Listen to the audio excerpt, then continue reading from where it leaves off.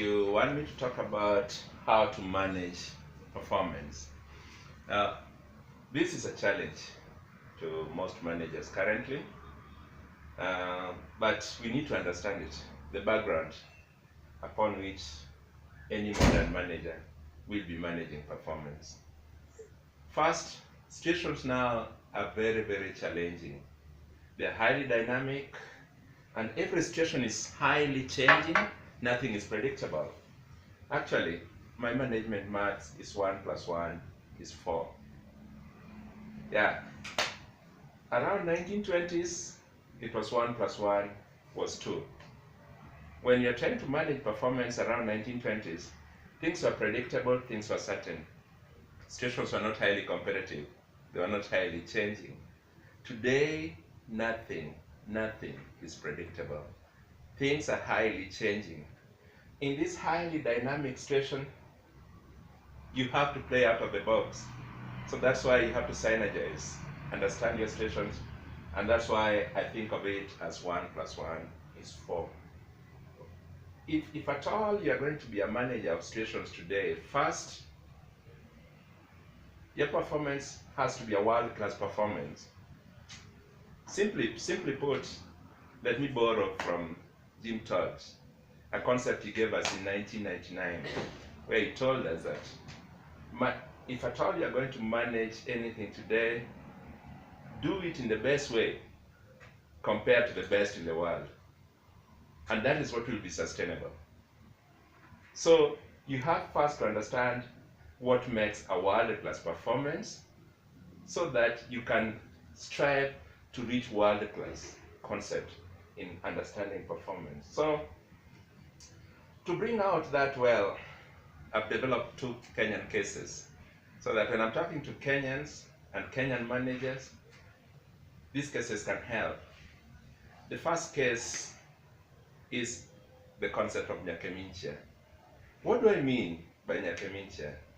Okay, with a lot of respect from the people of Nyamira County, these people really know how to name institutions. So they named one primary school Nyakemincha. And there was a time this primary school actually pulled tail. Yeah, it did pull tail in the sense that in performance of Standard 8 exams, it became the last. But that is not the reason why I'm bringing this case. The reason why I'm bringing this case is because of a particular understanding. In the Standard 8 that became last in the exams in Kenya, in that class, there was a number 1. And when the number 1 went home, they were celebrating. When you ask yourself, what were they celebrating? That is what I call Nyakemincha. They were celebrating mediocrity. In a number of times, when managers are managing, they don't take time to know the best. They don't take time to benchmark with the best. So what do we see? We see people trying to strive to manage performance in the background of mediocrity. And that's why we see a lot of underperformance in Kenyan cases, and this applies to African cases. And because of that, they don't create competitive advantages that can cope with the best in the world. So you cannot do a Nyakemincha and dance to a Nyakemincha dance and manage performance that is going to be sustainable. So first and foremost, you have to think out of the box by understanding what the best is in what you're doing. Then again, another case I've developed, I borrowed from my father. I call it a loco. Okay. My father, anytime we did a mediocre thing, he'll call you a loco. So I asked him, Daddy, what does a loco mean? He told me a loco is a local person who localizes himself in locality. Look at those perceptions. When you are localizing yourself in local locality, your perceptions are too low. So if you are going to be a manager, the background here is in understanding performance. You cannot be a local dancing to a Nyakemincha dance. You have to do better. So first, you have to understand the best compared to the best in the world. So it has to be aligned to a world-class concept in whatever you're doing. And in the same background again, there are 3 things you have to meet: efficiency, effectiveness, and sustainability, so that in how you're understanding and managing performance, you can give us a sustainable center of excellence. Let me go back. What does efficiency mean? To me, efficiency simply means meeting standards. Effectiveness means meeting standards, doing the right things. And sustainability, be careful enough to manage for tomorrow so that you give us sustainable processes. Yeah. And if you can meet the three in how you're understanding performance and managing performance, then chances are you'll create high performance work culture that will lead to a sustainable center of excellence that will be competitive enough in the world. If only Africa and Kenya could understand this, and managers managing any situation today could understand this arrangement, then they'll understand well what and how to go about managing performance. Let me now try to put into perspective what performance is. If you are going to talk performance, one, there has to be a clear co-agreed target upon which performance will be managed. So what am I talking here? I'm talking managing by agreement, whereby the two parties will agree on what makes metrics of performance, so that I know as a performer, I get to know my targets. And my targets have to be smart, specific enough, measurable, attainable, realistic, and time-bound. So once that is set and objectivity is clear, then we are almost close to understanding what performance is. Then another thing which has to come out in what makes performance is, I have to be able to have the capacity to perform. So what am I talking here? I'm talking ability in sense of, do I have the knowledge? Do I have the skill? And do I have the competence or attitude to deliver that? So that once I have a clear target, then I have to be knowledgeable enough to deliver it. Then again, I have to be skilled enough. I have to be proficient in terms of skill level to meet that. Then I have to meet the competency levels in terms of ability, attitudes, and so that I can be able to manage that. And when all that is in place, then now you can talk of a sustainable performance. Then now you can talk of performance. So performance in absence of clear goals, performance in absence of enable environment, and enable environment, not only the knowledge, skills, and competences, but I also have to have the resources in terms of tools, time, money, and people, teams I'll be working with. When all that is put in place, then we are now talking performance.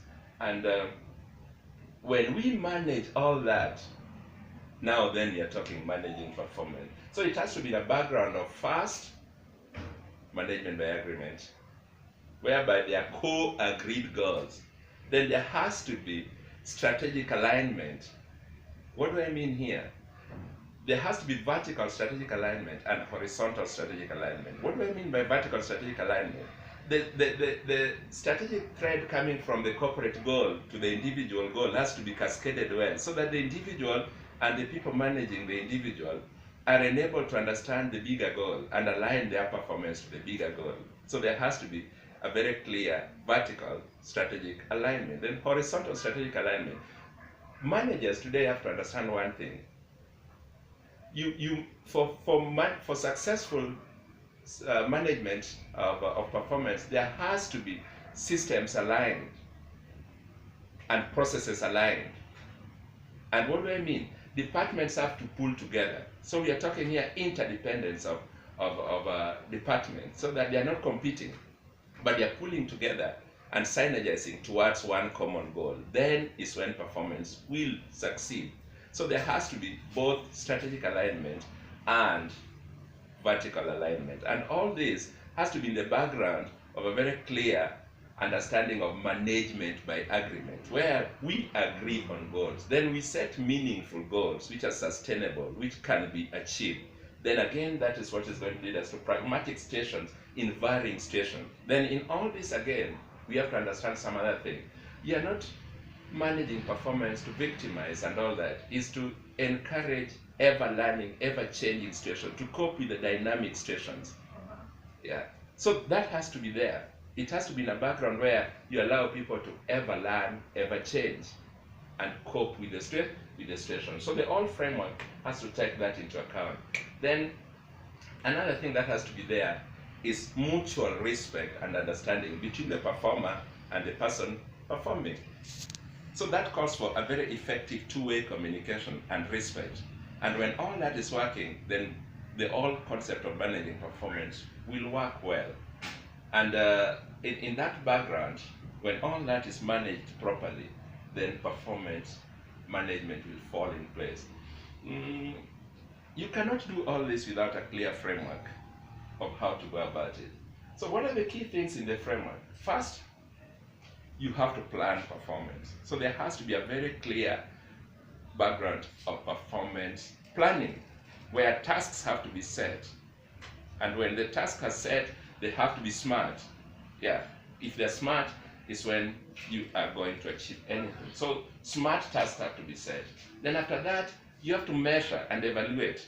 So there has to be that phase of measuring. And then before you get to serious measurement, then there has to be a phase of performing, where this person has to be allowed to perform, so that he goes ahead and do his duty, so that the tools have to be availed, the resources have to be availed, information has to be availed, skills have to be availed. And when all that is availed, the person is allowed to perform, then his work has to be evaluated. So every organization needs a very good performance appraisal system, so that they can evaluate performance and end up with a way of knowing whether targets are being met or not. And this will lead to another phase in managing performance, where now you have to develop the person, build the person. So you have to think in terms of a balanced scorecard, where you also develop the person, make sure the person has skills and he has what it takes, and also make sure that attitudes are right, so that performance can be sustainable. And that's the only way you can do that. Then eventually, you have to reward differential performance. So a reward system and a clear reward strategy has to be there. And when you have a clear reward strategy, it does not necessarily mean pegged to money. No, it should not be pegged to money. There are a number of ways where you can manage that, not necessarily through money. And when the whole framework is working, successful performance management will work. Thank you for the presentation.